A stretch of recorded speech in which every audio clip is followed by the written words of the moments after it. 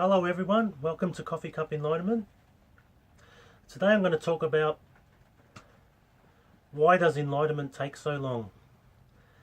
And before I even answer that question, probably the whole question needs to be evaluated in itself, is that awareness comes about in the time that it's meant to come about based on the current level of identifications within each person.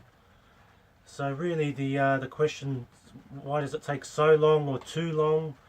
There is no such thing ultimately as that. But in getting to the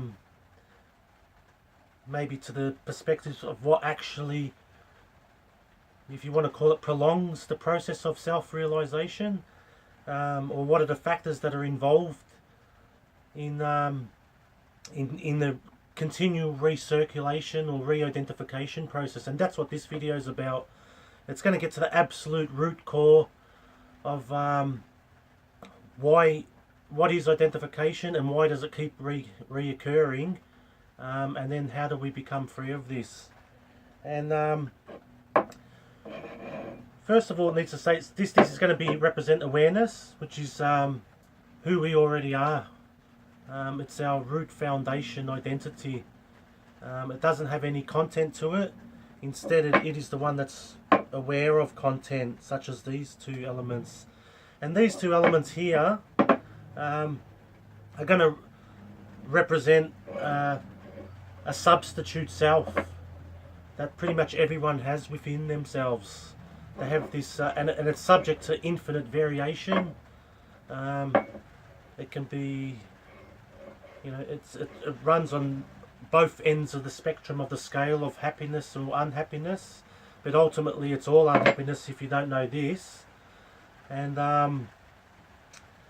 but there's something that I've noticed over the years. it keeps on happening, and this video is hopefully going to shed some light on this process of this substitute self, of what it is actually doing and why is it actually doing it. Why does the substitute self exist first and primarily? And that's because we don't recognize ourselves as just awareness, which is contentless. So it's natural then, when there's no realization of yourself as just awareness itself, that it's like a mirror effect that these substitute selves are created, and ultimately it's the awareness that gives it life, because it doesn't realize itself yet as just awareness. So the two aspects of this substitute self, one is a commentator, it's making commentary, and then the second part of this substitute self is one that feels the results of all this commentary.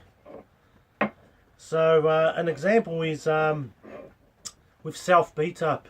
So self beat up is pretty common in most people. Not everyone has it, but if there is self beat up, it's because there's a substitute self. It's making comments about someone, and who it's making comments to is this, which is the identity, the substitute identity.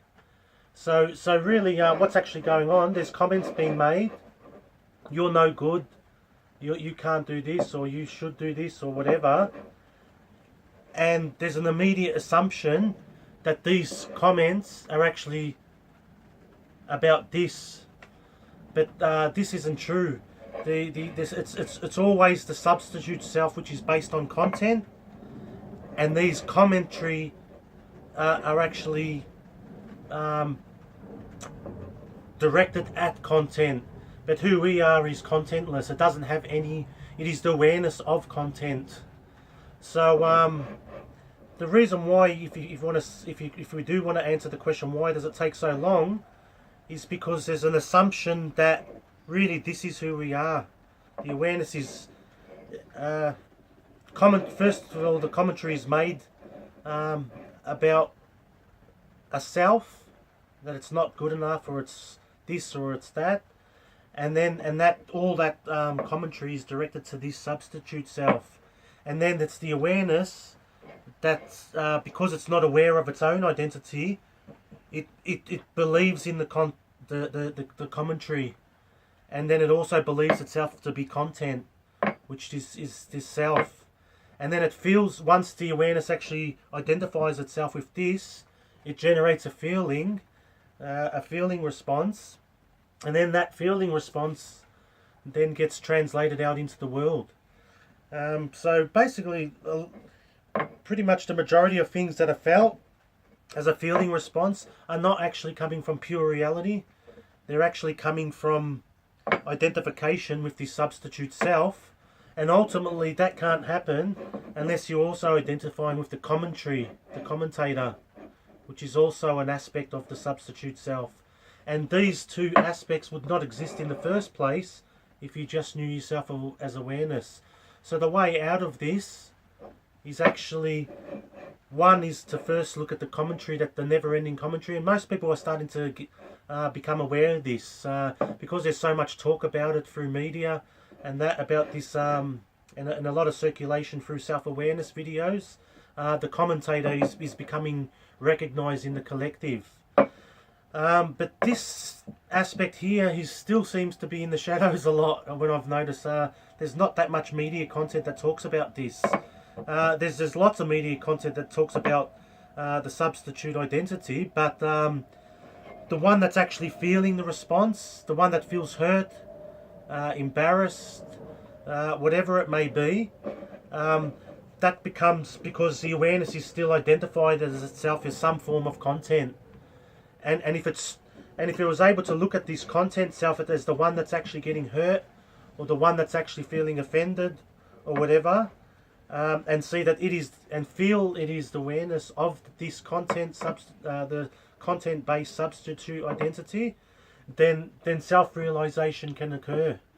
So as long as, one, you're not aware of the one that's making the commentary, and two, you're not aware that it's actually making commentary to itself. So these two are just having a conversation with each other. All that's just needed is just to be aware.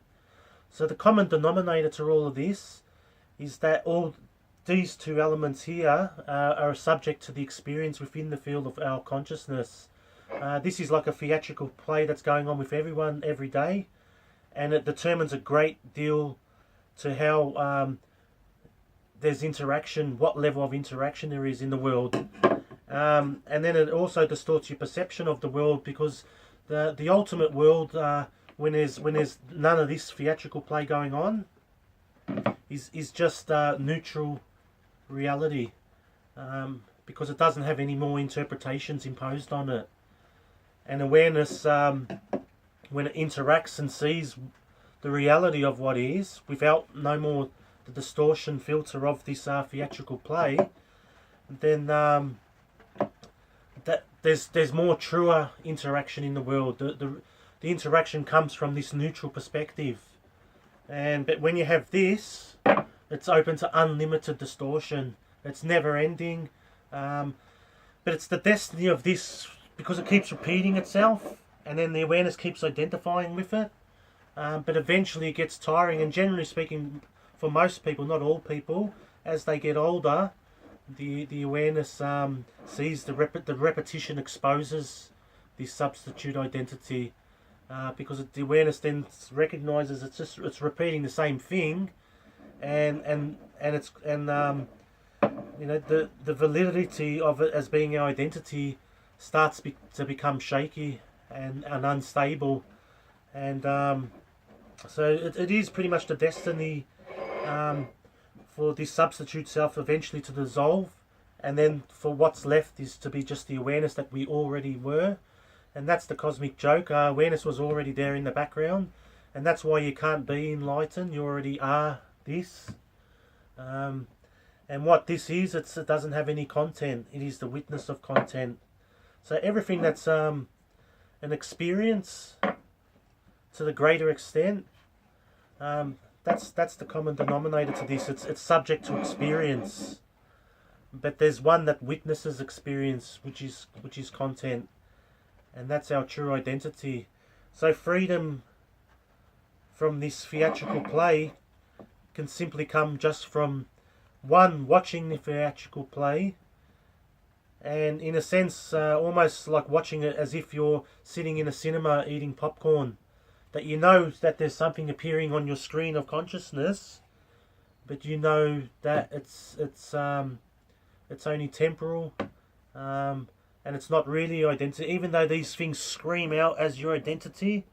I've noticed when like a couple of years ago, when I had this experience, when I had this dream, and I probably experienced it like I've been watching some videos lately on DMT, which is a drug which people smoke, which comes from it's toad venom. It's been around for thousands of years. In particular, I think it's called 5-MeO DMT. But I've watched some other videos on it, and it said that DMT is naturally already in you, and it's produced by the pineal gland. And the pineal gland is like represents this really. It's like the doorway to self-realization, and the pineal gland is the one that produces the DMT. And but I think what happened to me like a couple of years ago, for some reason, for whatever, maybe because a lot of these structures were becoming unstable, you know, the pineal gland or whatever it is, produced this DMT, and it created massive realization of as my identity as just this, which is awareness, which has no content. It was so vast and infinite that it was gobsmacking, and it also caused a physical sensation in my perception in the world. It lasted for 1.5 days, and in the night time, the night air started glowing orange. So as soon as I opened the door and I walked out into the night from the house, and I spent most of the day inside the house, the air was glowing orange. The level of peace from recognizing just from this tiny half-a-second dream that happened at 6 a.m. in the morning, which was probably a massive release of DMT, created like 10,000 times more level of peace, clarity. And funny enough, as this experience happened at 6 a.m, the commentator said, how the fuck we meant to see this?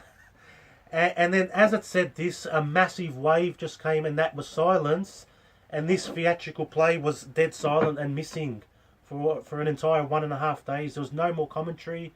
There was no more feeling response created from this theatrical play. There was just complete silence, pure knowing.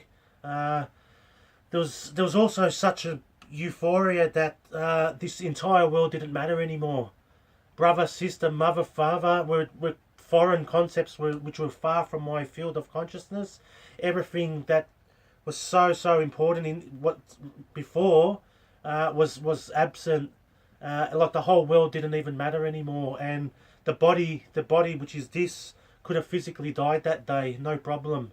There was absolutely no fear. There was just absolute clarity and pure knowing.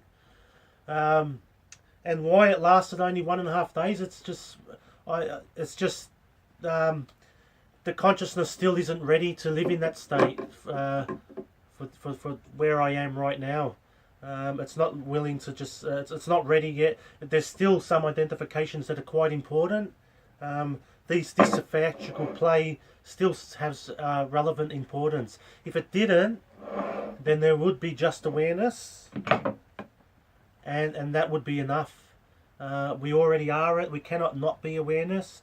No matter how much theatrical play is going on within ourselves, there's always something watching it, and it's the life that allows everything to exist. There would not be no theatrical play if it wasn't for consciousness. When I was sort of young, it was interesting that I used to sort of just naturally come up with an idea. Imagine the world there's no light, or it's just dark, so everything's black, and then imagine that there's no such thing as black. And but what it sort of did, I don't know, it was just something that happened as a young kid that I used to sort of contemplate. But it made me sort of probably back then just bring into realization that there's something beyond all content, that there's this consciousness that's so overlooked. Like, just imagine there was no such thing as even, there's no black, and there's not even such a thing as black, and there's no such thing as nothing. And it's but that it brings you to the focus then, that what enables even nothing to be seen, and that brings you to the absolute root core of consciousness. It's the foundation of who we are. It can never be removed. It never was born. It never dies. It's infinite because it's not subject to content, which is subject to limitation, and it's effortless. It's neutral, and these are all the aspects of our true nature, and it's the destiny of this theatrical play to keep playing itself out until it's recognized as just that, a theatrical play within our field of consciousness. That we are not this theatrical play, but we are the awareness, that the table that enables it to exist.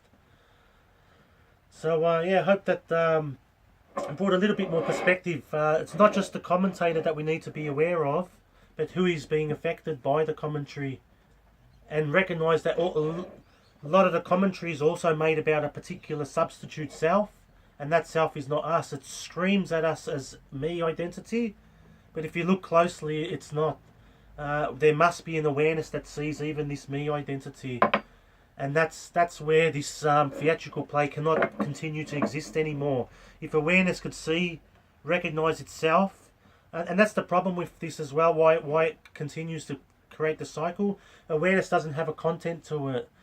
It is the awareness of content. So it's the propensity of this identification process with content to inevitably dissolve itself by realizing that the awareness is contentless. It doesn't need any content. It doesn't need good concepts, bad concepts to uphold its identity. It is the witness of good and bad substitute identities, and it's the witness of good and bad commentary substitute identities. So even the positive aspects, even if this was making positive comments, which is positive affirmation, and then building this positive substitute self, even this eventually can be transcended and is no longer necessary, because it's still going to create some form of nudging process. It's not necessary to have any substitute identity, because you already are identity. You already are just awareness, which is infinite and vast, because it's not subject to content and its limitations through content. So yeah, thank you.